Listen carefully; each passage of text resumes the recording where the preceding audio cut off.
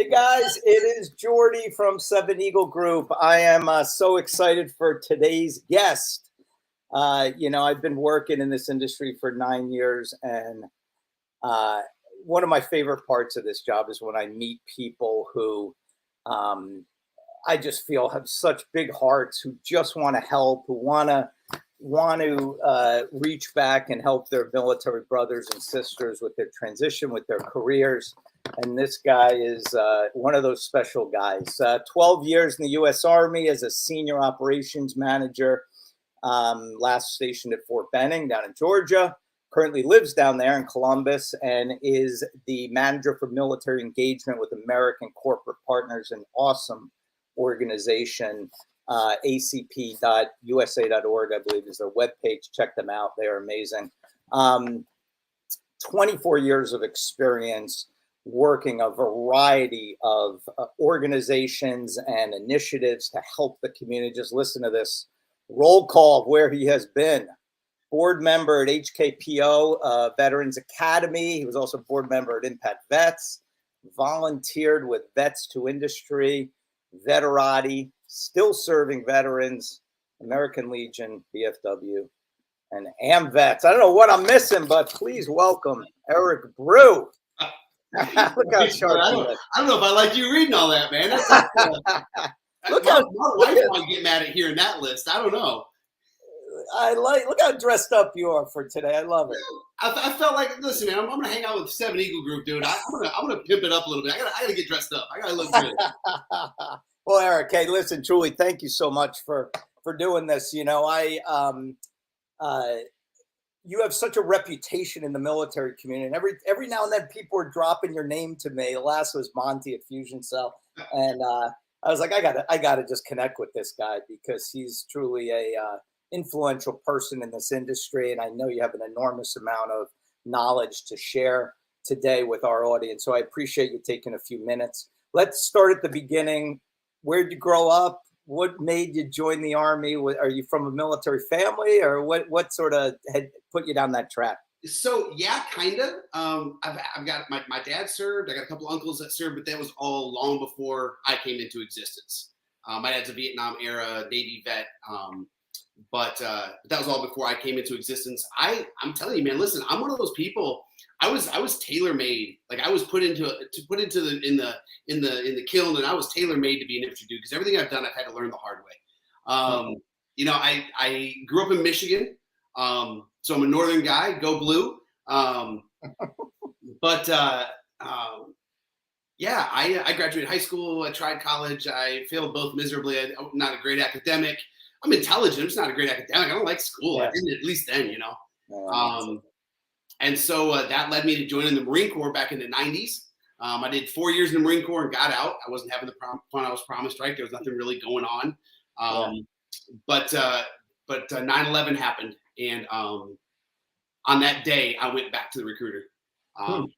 And I walked into a Marine Corps recruiter's office, and gentlemen, I don't know what his beef is with me, other than I got out of the Marine Corps and they don't like former Marines, but told me to pound sand that they didn't want me back.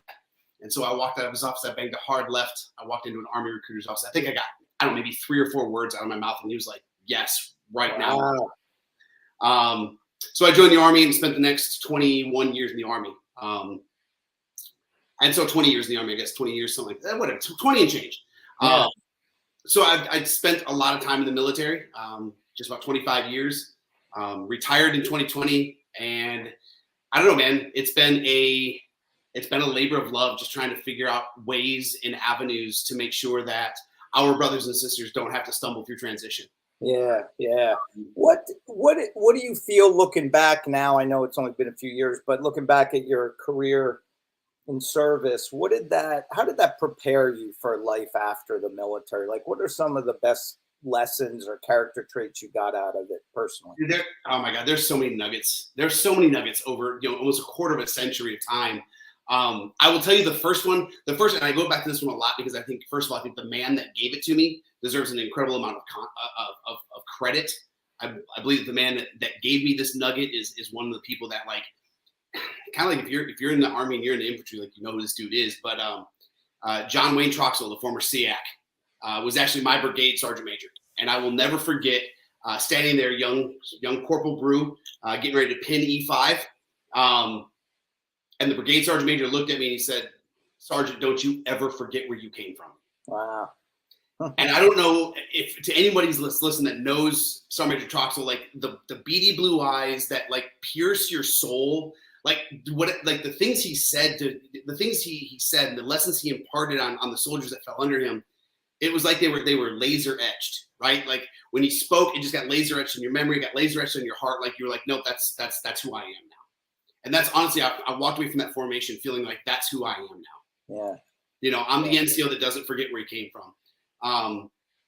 But there, I mean, the question you asked is what prepared you for a life after, and it's everything. Yeah. It's everything we go through. It's every hard time. It's every victory. It's every failure. It's every, you know, chance to get outside your norm and to do something bigger than yourself. Every single moment, if we're intelligent, I think if we're introspective and we look back, we can highlight just countless moments after serving our country that went, that's why I am. And that's why I do. And I get that. And I think that's why it's so easy for me to fall into this, like, let me just help my brothers and sisters, because my brothers and sisters helped me so much. Yeah, yeah. Right? Like I said it when I retired in my retirement speech, and I will stand on it. Like, I know it's an old saying, but I've stood on the shoulders of giants. Yeah. I was just the average dude, man. I just surrounded myself with really great people. And some of the people I've served with that have worked for me, that I've worked for, I mean, every single human being I worked with just absolutely made a difference in my life. So yeah, I think that's a really long answer just to say, dude, everything we go through, I think, has an opportunity to prepare us. Yeah, yeah, yeah. Well, that's a great story, and but you're also a humble guy. I mean, listen, a lot of people retire from service and sort of put that behind them, and they're on to the next chapter. What made you decide to make this almost like your life's mission? That, hey, I'm gonna be like this force for good, and I'm gonna help others. Why? How did you head down that path? I failed, man. I failed in transition, bro. I stepped out of, you know, when I started my transition process early 2019-ish, I had this great plan. I was laser focused on what I was going to do. I didn't need any help. I mean, here I'm a senior enlisted advisor. You know, I've got 4 adult children. One of that, at that time, one was already in the service. I'm a granddad. Like, I'm accomplished, bro. I've got this plan down. I don't need any help. And I put my plan in the perfect rear naked choke, and I killed it. I killed it. And then I was left standing there holding the bag, wondering, well, now what do I do? Now where do I go? I don't have a plan anymore. I had one, right? I felt that moment. I went through a lot of imposter syndrome, and I started thinking that I was just a one-trick pony, right? That thing I wanted to do, I can't do, and now I can't do anything else. And that spun me out. And I'm gonna be very, very honest with you, brother. That put me in a position to have to be one evening sitting on the phone with a military one-source counselor talking me out of suicide. Wow. Because it put me in this place of, if I can't figure it out, I don't know why I can't figure it out, but now I'm highlighting everything I failed in and just continuously went through this playback, right? Like my worst hits, you know what I'm saying? And it just really, it set me on my heels. I wish that military one source would tell me who that woman was. I would pay her mortgage for the rest of her life. Wow. I don't know, whatever I could do. Like, the lady saved my life. Yeah, yeah, that's awesome. What a great walking out of it though left me with a desire to make sure that nobody I touched had to experience that level of inspiration again. So that's what got me there, man. I didn't mean to take it dark. I'm sorry. That's yeah. But why, like, I don't know, like, you led an extremely distinguished career in service for a long time. I'm sure a lot more successes than failures, but what made you feel like, God, I'm not doing this right when you got out? Why did you head down that dark place, you know? Because I was sitting on my computer with a cup of coffee on my couch, and I had the Google machine open, and I didn't know what to type. And it highlighted, it wasn't that I didn't know the answer. I didn't know the flipping question. I didn't even know what to ask. I didn't know who to turn to. Yeah. You know, I look back now in retrospect, there's 46 something thousand veteran nonprofits out there, all chomping at the bit to help. Yeah. Yeah. right? But I didn't know that then. Back then, and to ask for help too. A lot of people are scared to ask, right? Yeah. Yeah. Yeah. Yeah. So talk a little bit about the great work you're doing at ACP right now. What's your mission? How can people get involved with your organization? So ACP is I tell people all the time, it's the mission I've now fallen in love with. Like I am head over heels in love with the mission. And the mission is simple. We want to help transitioning service members, post 9/11 veterans, and military spouses to find that next great opportunity. And we do that really by one thing, right? We are not a staffing agency. We're not a placement agency, right? We stay in our sandbox. We're very, very good at brokering a conversation between you, the veteran, the military spouse, the transition service member, and a mentor. Because mentorship is where it's at. If I look across my career, Jordy, I didn't get anywhere without great mentors. Yeah. Right? The current Force Com Sergeant Major Sims, that was my first sergeant when he was a young first sergeant. I was a young NCO. Like I have had incredible mentors in my life. And now going through transition, I learned that I needed to build this thing called a board of mentors, right? I needed to put solid people sitting at a board of mentors in my life that could speak into my life and that could help me make good decisions. Because I've learned that transition is a whole lot of you don't know what you don't know. Yeah. Right. So, but ACP, man, ACP, and I appreciate you saying the great work I'm doing. I'm doing nothing, man. I spread the word. I'm a mouthpiece. I love to smile and talk to people. But really, the secret sauce at ACP are the volunteer mentors. You know, we partner with 120 plus of the greatest companies in America: Nike, Amazon, Campbell's. I mean, the list goes on. I'd love to list everyone, but it's the mentors come out of those organizations, right? That's where the mentors, they're employees of these companies. They're people who care, that recognize the value of a veteran and the talent that a veteran brings. Because the thing that I had to realize, and I think this is where ACP really jumps in, does a fantastic job, is that I am more than the infantry box I was in, right? My talent, my value, my worth, my ability, my capability, my knowledge, it transcends my service. It's more than just my service. It's me. I am bigger than my service. And so ACP does a great job of pairing that person up with a great mentor that can help them identify what that is, walk that dog, figure out what the path is, right? But I mean, you can't, it's a year's worth of mentorship. Yeah. Yeah. Like it's somebody pouring into you. And that's hard, especially for a lot of like the guys like me, right? Because I ended my career being the mentor. I ended my career being the one. Yeah, go the other role. Yeah, now I've got to go, hold on. What do you mean I got to ask for help? Yeah. Right, but it's so vital. But ACP, man, I'm telling you, the mission to get out there and find incredible mentors and pair unlikely people together, right? Based on an industry fit, based on their location, or based on their position level, taking into account all kinds of demographic material. How do we find them? Yeah. Right? How do we find that great mentor? And the beautiful thing is that there's no algorithm. There's no AI. Right. There's a staff of like 70 plus people, and they're dedicated to just listening to your story, helping you identify the things you want to look at, and then finding you that great mentor. Yeah. So what are some of your favorite strategies? Let's just first start with some transitioning service members. You know, they see they're about to start their next chapter. What are some of your favorite things that they should start doing to prepare for this transition?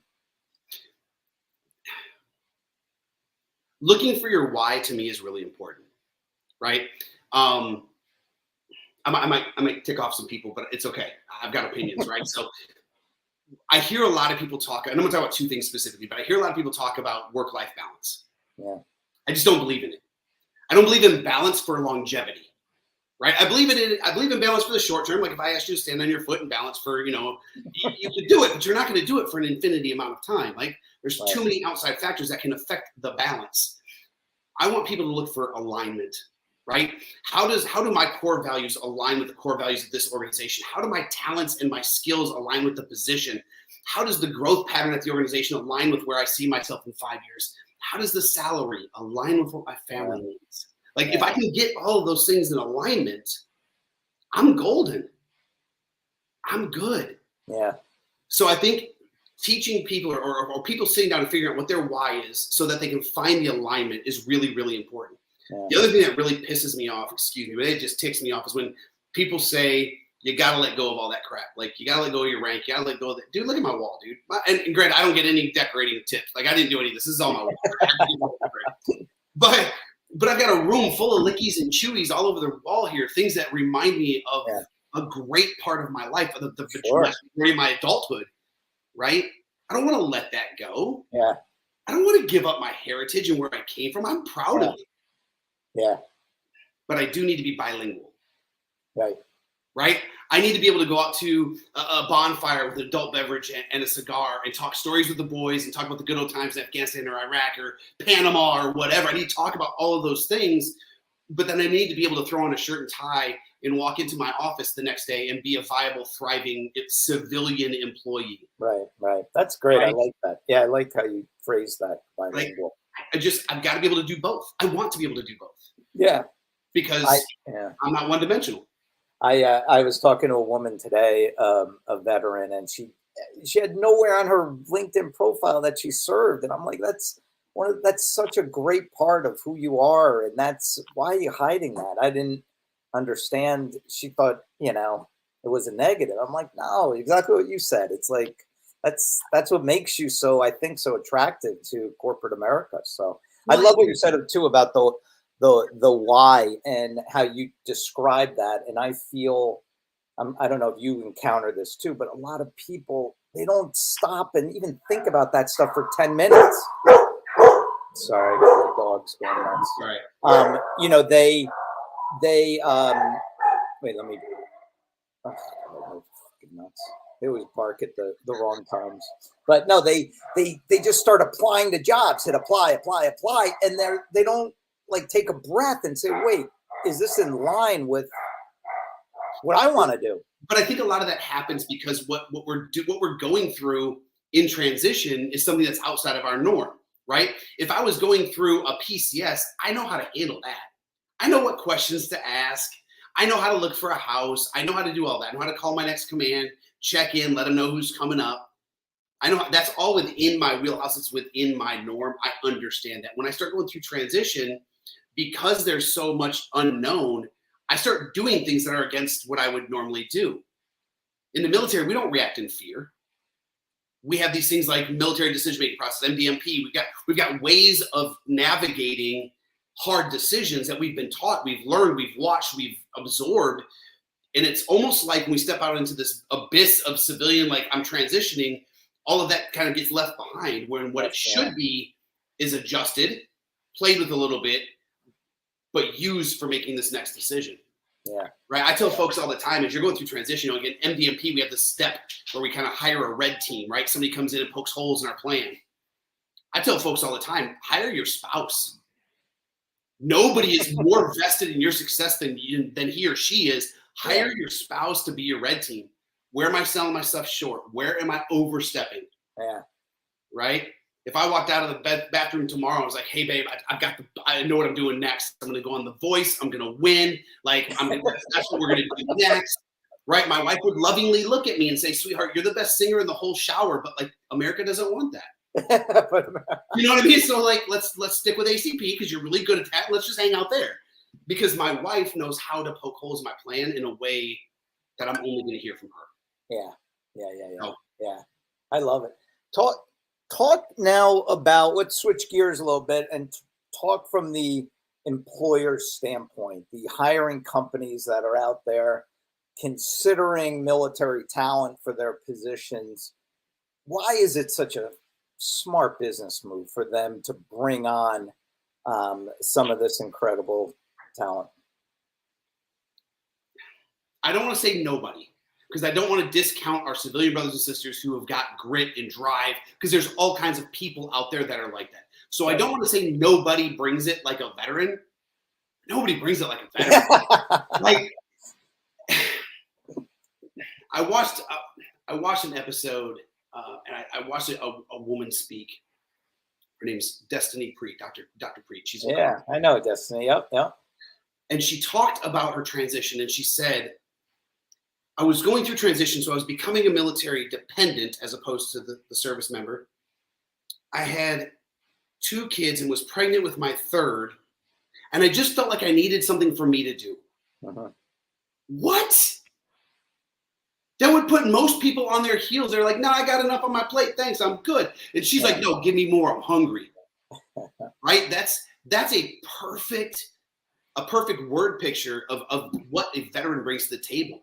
Now, hiring veterans is difficult, especially if you're an organization who doesn't understand the reverse, how to understand military language, right? If you've got a veteran who hasn't learned how to translate their military experience into that elusive language of civilianese, and you've got a civilian company who hasn't learned how to read militaryese, right?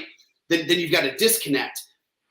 And that's difficult, but if companies and organizations are smart, they might bring somebody on that helps them do that. They might have a military talent acquisition, manager, or they might have someone who comes in to say, hey, look, this is what that resume means. Because if we're just missing out on great talent because of poor communication, that's a problem, especially in today's employment world. We don't want to miss out on great talent. There's 250,000 service members leaving service every year. There's a lot of great talent walking out every single year. Yeah. So if you want to snatch it, you got to know how to speak it. So if you get somebody in your door that knows how to speak it, they can help you navigate that hiring process. Man, nobody brings it like a veteran, dude. Like it's just I like that line. Yeah. There's so much grit and drive and because we have spent, whether it's 4 years or 24 years or 34 years, we've spent so much time doing more with less that we just understand the go. We understand what it takes to be a success and to accomplish something when maybe the tools are a little bit lackluster. Yeah. So then you give us great tools and a great system or a great process, and dude, sky's the limit, man. How do you, one of the challenges we face here is convincing or encouraging that hiring manager on the civilian side that to hire for the skill, hire for the character traits, the integrity, the toughness, and train the skill after. Like you get the right person with that foundation, they can learn any skill you teach them. Sometimes it's hard getting the civilian hiring manager over that hurdle. They're like, no, I need 12 years of experience and they rally them. I think a great way to have that conversation with the civilian hiring authority or their staff or whatever is to sit down and show them the normal glide slope of a soldier, sailor, airman, marine. All the different jobs that they've had to learn, all the different opportunities that they've had to reinvent, all the different times, and show them. Yeah. This is where we start. This is where we end. And this is the path to get there. If you think that your business is so special that the 15-year-old kid, or not 15, the 21-year-old kid who's, working on the Avenger and working on its, circuitry, think he can't figure out how to help out on your manufacturing floor, you're crazy. Right.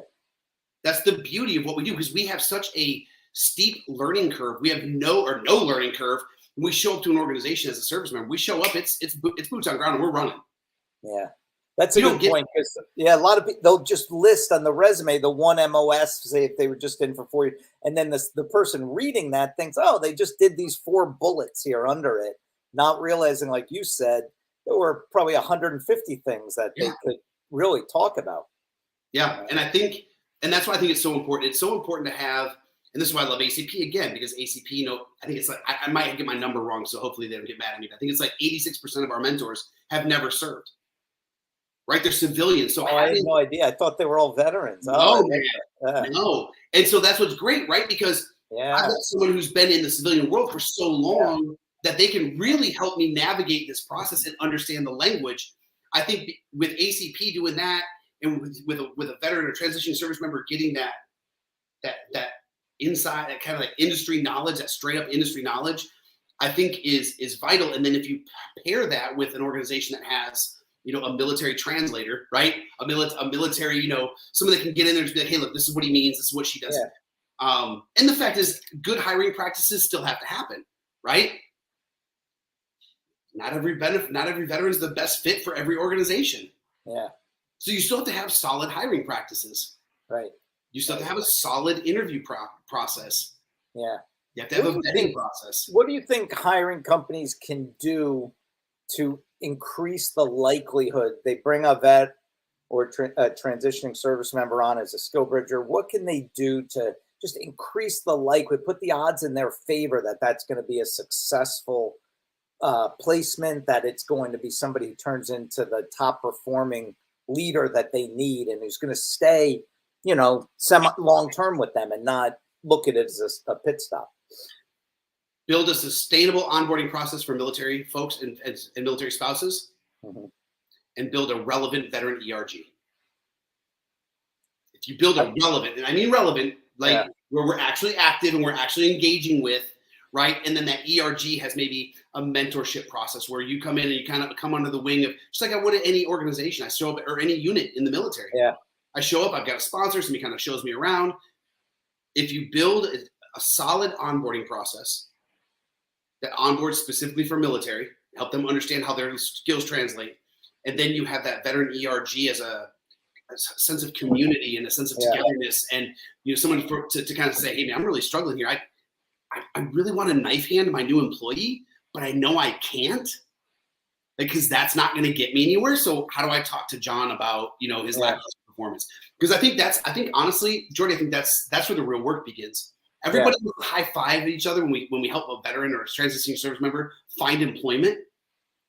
But man, for the veteran, that's where the work begins. Yeah. Because now, how do I integrate into a team where I'm the only veteran? Right.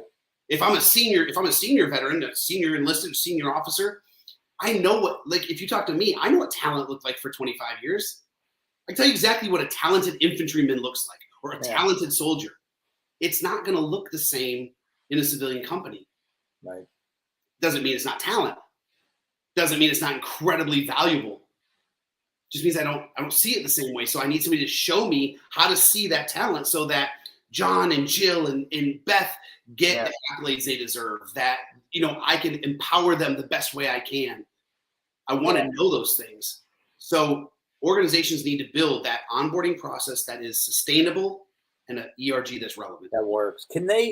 Can the veterans stay with ACP after they're hired at a company when they have the outcome? Can they stay throughout their career, or for the? So here's how this works. It's a year's worth of mentorship. So it's a year's worth of guided mentorship, right? Gotcha. So as you're in the mentorship, you got an ACP point of contact. That ACP point of contact is going to reach out to you once a month. Hey, Jordy, how's everything going? How's the mentorship going? Are there any other resources we can help you with? What are you struggling with? How can we get in the ring for you? That's going to be for the course of that year. Now, after that year, you and your mentor are grown adults. If you want to continue your mentorship and you want to continue talking, we encourage that. I still talk to my mentor.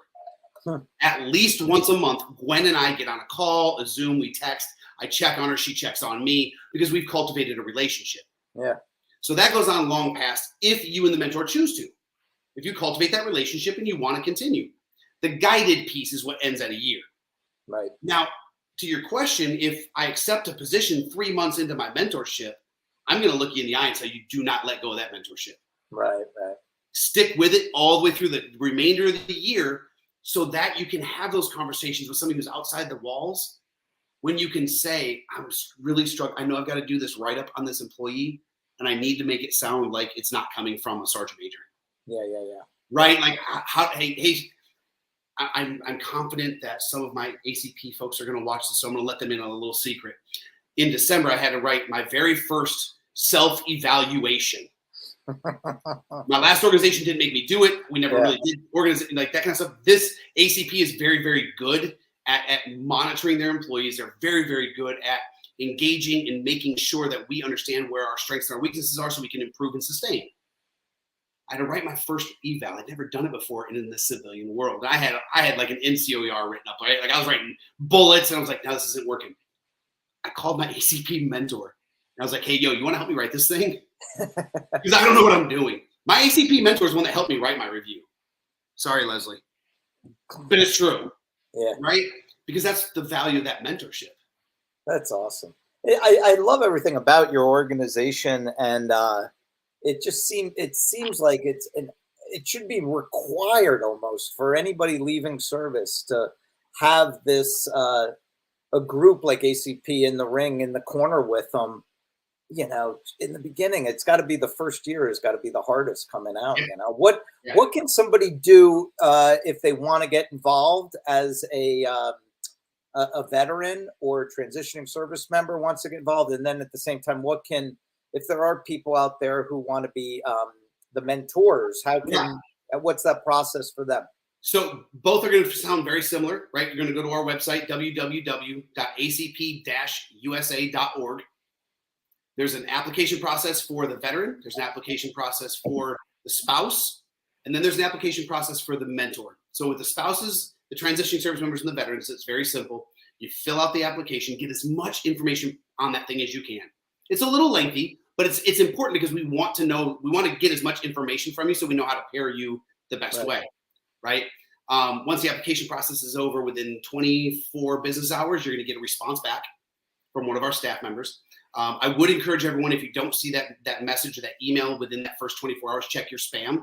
We are a nonprofit, so that .org those emails tend to land in spam or even promotions now. So just check it.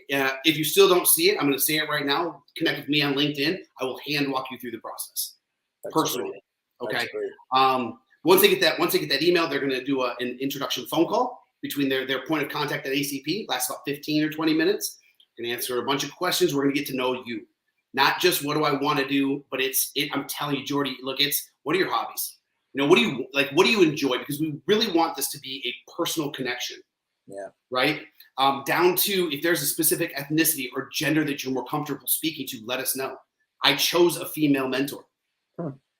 I'm pretty confident in myself. I know myself pretty well, Jordy. And if I got ghosted by somebody, or I got a no, or I had a hard time, I am not gonna open up as easily to another dude. I know me, but I'm a huge mama's boy. My wife's my best friend in the world. My brother-in-law is my road dog, and I will murder people for my daughters.